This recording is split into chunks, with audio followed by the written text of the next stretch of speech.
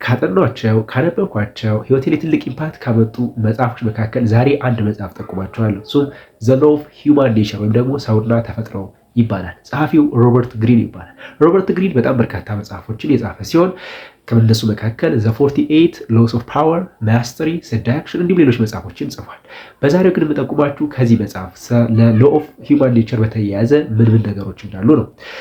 ከጠቀሙኝ ከረዱኝ መካከል የሌላ ሰው ባህሪ እንዴት መረዳት እንደሚቻል ወይም ደግሞ ተፈጥሮ እንዴት ማወቅ እንደሚቻል እንዲሁም ራሳችንንም እንዴት በበለጠ ማወቅ እንደሚቻል ይሄ መጽሐፍ በዝርዝር ያስቀምጣል። ሶስት ነገሮችን አስቀምጧል። የመጀመሪያው ምን ተብሎ ይጠራል? ማስተር ዮር ኢሞሽናል ሰልፍ ወይም ደግሞ ስሜታችንን መቆጣጠር።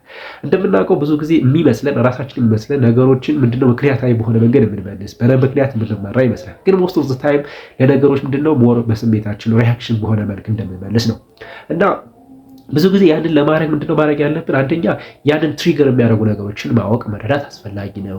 ሁለተኛ ውሳኔዎችን ስንወስን ደግሞ በጣም መረጋጋት እንዳለብን፣ ኢሞሽናችንን መሰረት አድርገን መወሰን እንደሌለብን፣ እንዲሁም ደግሞ በጣም የተረጋጋ በጣም አስተዋይ እንዲሁም ደግሞ ገለልተኛ አእምሮን መገንባት አስፈላጊ ነው። ይህ ስለ ራሳችን የመጀመሪያው ህግ ነው።